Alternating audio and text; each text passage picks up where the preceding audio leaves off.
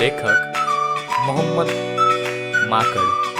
જન્મ તારીખ 13/2/1928. મોહમ્મદ વલીભાઈ માકડનો જન્મ સૌરાષ્ટ્રના પાડિયાદ ગામમાં થયો હતો. તેમણે ગુજરાતી સાહિત્ય અકાદમીના પ્રમુખ તરીકે સેવાઓ આપી હતી. કાયર, વંચિતા, માટીની ચાદર, ધુમ્મસ, અશ્વદોડ, ખેલ તેમની નોંધપાત્ર નવલકથાઓ છે. ના, ઝાકળના મોતી, વાત વાતમાં તેમના જાણીતા વાર્તા સંગ્રહો છે. કેલિડોસ્કોપ ભાગ 1-4, સુખ એટલે, આપણે માણસો, ઉજાસ વગેરેમાં તેમની જીવન પ્રેરક કથાઓ સંગ્રહિત છે. માતાનો નિસ્વાર્થ પ્રેમ અને પુત્રની ઉપેક્ષા અને અવગણનાની આ વાર્તા છે. માનવ સંબંધોમાં કેવી કેવી ગૂંચો સર્જાય છે અને બધું મળે છે, પરંતુ માતા ફરી મળતી નથી. એની કરુણતાને લેખક અસરકારક રીતે વર્ણવે છે. વાર્તામાં બા ક્યારેય રિસાતી નથી એ વાક્ય દરેક વખતે નવો સંદર્ભ રજૂ કરે છે. પુત્રની ભૂલોને સદા માફ કરતી માતા અંતે પૈસા, ઘર બધું કાંતિને આપી જાય છે, પરંતુ હવે એ ઘરમાં બા નથી. એની ખોટ કાંતિને બાના મૃત્યુ પછી સમજાય છે. એ વાત્સલ્ય સમર્પણને, સંતાનની બેદરકારીને પ્રગટાવી આ વાર્તા માતાના મહિમાને અને સંતાનની લઘુતાને યાદગાર રીતે ઉપસાવે છે. કાંતિ શેરીનું નાકું વળ્યું. એના પગ ભારે થઈ ગયા હતા. શેરી પરિચિત હતી, છતાં અપરિચિત હતી. ઘણા વર્ષો પછી પોતાના વતનમાં એ આવ્યો હતો. એક નજર સામા છેડા સુધી કરી લીધી. છોકરાઓ શેરીમાં રમતા હતા, પગ ચાલતા હતા. માથું જાણે ભારે થવા લાગ્યું. અંદર કાંઈક વજન મુકાઈ રહ્યું હોય તેમ લાગવા માંડ્યું. થોડા ડગલા ચાલ્યો. એકાએક એની બાજુમાં થઈને એક પથ્થર સમ દઈને પસાર થયો અને પાણીના ખાબોચિયામાં જઈને પડ્યો. એના કપડા ઉપર પાણીના છાંટા ઉડ્યા. મારા રોયા એમ ઘા કરાય? પાછળથી એક સ્ત્રીનો અવાજ આવ્યો. કાંતિએ પાછા ફરીને જોયું નહીં, પણ એ અવાજે જેને ઠપકો આપ્યો હતો એ નાગાપૂગા છોકરા સામે જોયું. કાંતિ સામે એ સહેજ ભયથી જોઈ રહ્યો હતો. કોનો છોકરો હશે? લાલજી મોચીનો હોઈ શકે, અથવા તો પરસોત્તમ સુથારનો, દરજીનો. કાંતિને થયું શેરીમાં કોઈ નવું રહેવા આવ્યું હોય એવું પણ બને, અથવા તો લાલજી મોચીના છોકરાનો પણ આવડો છોકરો હોઈ શકે. પગનું વજન ઉપાડીને એ ચાલવા લાગ્યો. માંડ માંડ ઘર આવ્યું. ઘર શેરીની અધવચ્ચે હતું. શેરી ઘણી લાંબી હતી. કાંતિ નાનો હતો ત્યારે એને એમ લાગતું હતું કે શેરી ઘણી લાંબી હતી. ભગવાન કોલ્ડ્રિંક હાઉસમાંથી બરફ લઈને દોડાદોડ એ ઘેર પહોંચતો, તોય બા એને ઠપકો આપતી. બરફનો ગાંગડો લાવ્યો છો કે ગાંગડી? આજે પણ શેરી એને ઘણી લાંબી લાગી. ઘર ખોલ્યું. બેગ નીચે મૂકીને બારણાને હાથથી ધક્કો માર્યો ત્યારે એમ લાગ્યું કે હાથ ભારે થઈ ગયો હતો. હાથનું વજન એને લાગતું હતું. હાથ, પગ, માથું, આખું શરીર ભારે ભારે થઈ ગયું હતું. સામે ઓસરીની કોરે બા ઊભી હતી. મધુરું મધુરું હસતી હતી. કાંતિને થયું બા શરીરમાંથી ભાર લઈ લે તો કેવું સારું. કાંતિ ઘેર આવતો ત્યારે બા એના દુખણા લેતી, હાથમાંથી બેગ લઈ લેતી. 2-4 એવા શબ્દો બોલતી કે કાંતિનો બધો ભાર ઉતરી જતો. કાંતિ ઓસરીની કોરે પહોંચ્યો. શરીર જાણે ગળી પડતું હતું. એક હાથમાં બેગ હતી, બીજા હાથમાં 2 થેલી હતી. બેગ અને થેલી ઓસરીની કોરે મૂકીને કાંતિ બાજુમાં બેસી ગયો. ઠીક વાર સુધી કાંતિ બેસી રહ્યો. ઘર ઉગમણા બારનું હતું. ધૂળિયું હતું, મોટું ફળિયું હતું. ડાબા હાથ તરફ હતું ગાર માટીનું ચણતર. જમણા હાથ તરફની ભીંત પડી ગઈ હતી. આ ઘરમાં કાંતિનો જન્મ થયો હતો. આ ફળિયામાં એ ભમરડો ફેરવતા શીખ્યો હતો. ઓસરીમાંથી ગારના પોડા ઉખાડીને છાના માના ખાઈ લેતો, બા રસોડામાં હોય ત્યારે.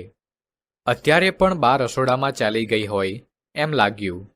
બહાર ન હોતી, રસોડામાં ગઈ હશે. થોડીવાર પછી પાણી લઈને આવશે.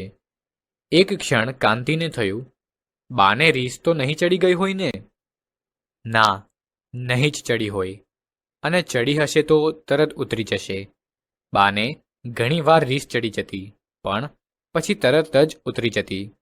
એકવાર એ પથ્થરથી નિશાન તાકતો હતો. 10-11 વર્ષનો હશે. બહુ અનાળી હતો. બા વાસણ ધોતી હતી. પથ્થર એની પાસે જઈને પડ્યો. બા ખીજાઈ. હમણાં વાગી જાત. આખો દિવસ તોફાન સિવાય બીજું. પણ એ પૂરું બોલી રહે તે પહેલા બીજો પથ્થર છૂટી ચૂક્યો હતો.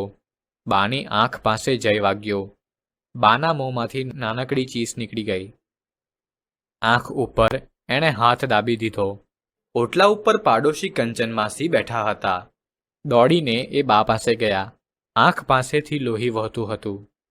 હાય હાય, આંખ ફૂટી ગઈ કે શું? કંચન માસી બોલી ગયા. કાંતિને પાછળથી ખબર પડી કે બાની આંખ ફૂટી ગઈ નહોતી, પણ એ વખતે બાનો લોહીવાળો હાથ, લોહીવાળો ચહેરો, કંચન માસીના શબ્દો બધું જોયું ન જોયું, સાંભળ્યું ન સાંભળ્યું ને દોડીને ઘર બહાર ભાગી છૂટ્યો.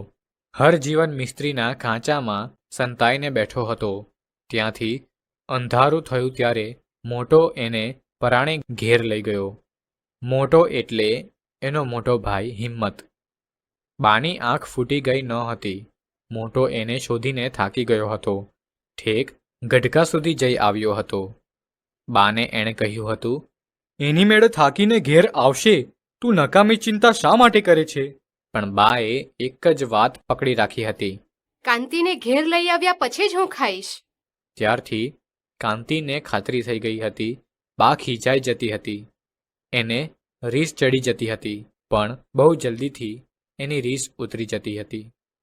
અને કંચન માસી તે દિવસે પોટલું આપી ગયા ને રમાની હાજરીમાં એણે એ ખોલ્યું અને એમાંથી પૈસા નીકળ્યા. ત્યારે પણ એને લાગ્યું હતું કે બાને રીસ ચડતી નહોતી. કેવું બની ગયું હતું? દુઃખના સબાકા જેવો એક વિચાર મગજની આરપાર નીકળી ગયો હતો. કેવું બની ગયું હતું? કોઈ પણ માણસને રીસ ચડી જાય, પણ બાને રીસ ચડી નહોતી. બાને રીસ ચડતી જ નહોતી, અને ચડતી તો તરત જ ઉતરી જતી. માથા ઉપર એણે હાથ ફેરવ્યો અને મોં સહેજ ફેરવ્યું. ખુલ્લા બારણામાંથી આવીને 3 છોકરા ફળિયામાં ઊભા હતા, અને એક છોકરી બારણા વચ્ચે આવીને અટકી ગઈ હતી. છોકરાઓ સામે એણે જોયું. 2 છોકરાએ ચડ્ડી પહેરી હતી, એકે પહેરી નહોતી. ઉઘાડા બારણા સામે કાંતિ થોડીવાર જોઈ રહ્યો. બારણામાં ઊભેલી છોકરી એક બાજુ લપાઈ ગઈ.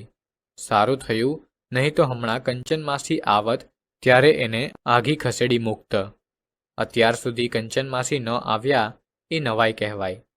કાંતિ અમદાવાદથી ગમે ત્યારે ઘેર આવે, પાડોશીમાંથી સૌ પહેલા કંચન માસી જ આવી પહોંચતા.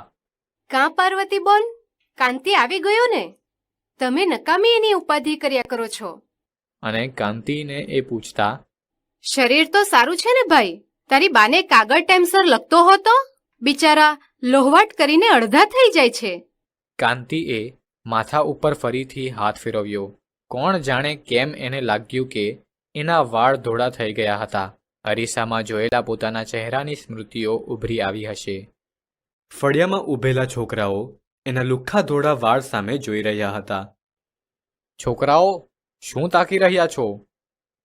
એને કહેવાનું મન થઈ ગયું. વાળ ધોળા થઈ જાય? હું કંઈ જુવાન નથી. 45 વટાવી ગયો છું. ચડ્ડી પહેરીને ઊભા હતા. એ બંને છોકરા ખોડા દરજીના હોય એમ એને લાગ્યું. અણસાર ઉપરથી અને ખાસ તો કપડાના ટુકડાઓમાંથી સીવેલી ટૂંકી ચડ્ડીઓ ઉપરથી એમ લાગતું હતું. બંનેની ઉંમરમાં ખાસ ફેર લાગતો નહોતો. એમ તો મોટાની અને કાંતિની ઉંમરમાં પણ બહુ ફેર નહોતો, અને બંને નાના હતા ત્યારે ખોડા દરજી પાસે જ ચડ્ડીઓ સીવડાવતા હતા. પછી અંદરો અંદર બંને ઝઘડતા હતા. એકેય ચડ્ડી એકેયને થતી નહોતી. બા કહેતી, તમે જલ્દી મોટા થઈ જાઓ છો એમાં દરજીનો બાપડાનો શું વાંક? બા પણ ખરી હતી. નવી ચડ્ડીને અને મોટા થવાને શું લાગે વળગે? ઘણીવાર બાને સાચું કહી દેવાનું એને મન થતું હતું. તું કાપડ પૂરું લઈ દેતી નથી ને ઉપરથી અમારો શું વાંક કાઢે છે? પણ બાને એથી કદાચ માઠું લાગે. બા વિધવા હતી. સ્થિતિ નબળી હતી. બાને માઠું લગાડવાની હિંમત એ વખતે ચાલતી નહોતી. બાકી પછી તો એમ તો બા મોટાને તેડતી અને એને ચાલવાનું કહેતી. ત્યારેય એને કાંઈનું કાંઈ થઈ જતું. બંને ભાઈઓ લગભગ સરખા હતા. બા ક્યારેય એને તેડતી તો ક્યારેક મોટાને તેડતી, પણ મોટાને તેડતી એ એને ગમતું નહોતું.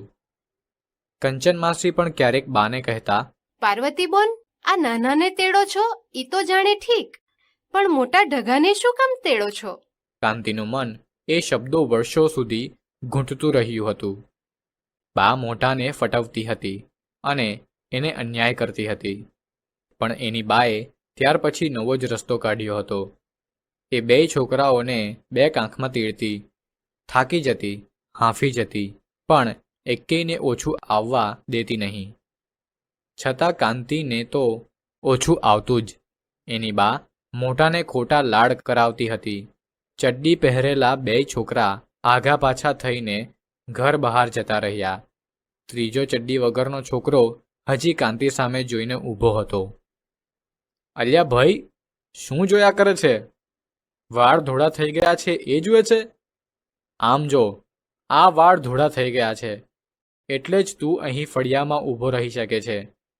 નહીં તો મારો એક હાકોટો પડે ત્યાં શેરીના છોકરા એમના ઘરમાં ભરાઈ જતા. હા, તારા કોઈ મોટા ભાઈ બહેન હોય તો પૂછી જોજે. ભગતની દુકાનેથી હું પાન ખાઈને આવતો હોઉં ને છોકરાઓ શેરીમાં બાજતા હોય કે રમતા હોય તો મને જોતા જ રફુ થઈ જતા. પણ એ દિવસો જુદા હતા.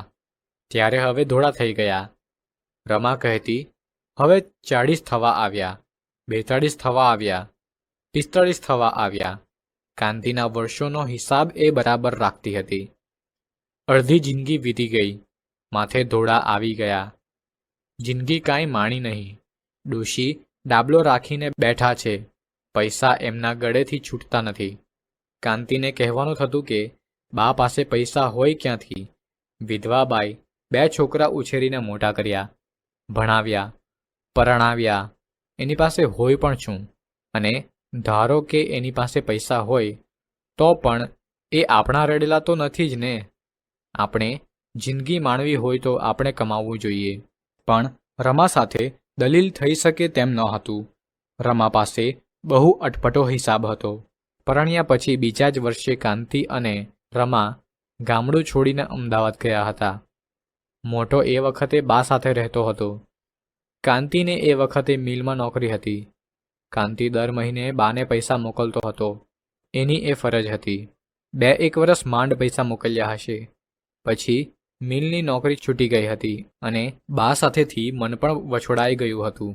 ગાય પાસેથી વાછડાને વાળી લે એમ ખૂબીથી રમાએ એને વાળી લીધો હતો. પણ જિંદગીમાં એ 2 વર્ષ કાંતિએ બાને પૈસા મોકલ્યા એનો હિસાબ રમા પાસે અટપટો હતો. એ કહેતી કે આપણે પૈસા મોકલ્યા એટલે જ ડોશી મૂડી કરી શક્યા, નહીં તો એમની પાસે શું હતું? કાંતિને પૂછવાનું મન થતું, પણ 2 વર્ષમાં આપણે પૈસા કેટલા મોકલ્યા હશે? પણ રમા જુદો જ હિસાબ ગણાવતી હતી.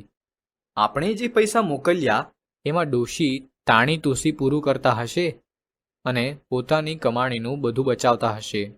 એ કાંઈ ઓછા કસબી ન હોતા. વડી, પાપડ, ગોદડા, ગાદલા, ભરત, ગૂંથણ કેટલું જાણતા હતા. કમાણી સારામાં સારી હતી એટલે તો મોટા ભાઈ એમની સાથે ગદરી ખાતા હતા ને. બાકી મોટા ભાઈ કેદી એક પૈસોય રડ્યા છે?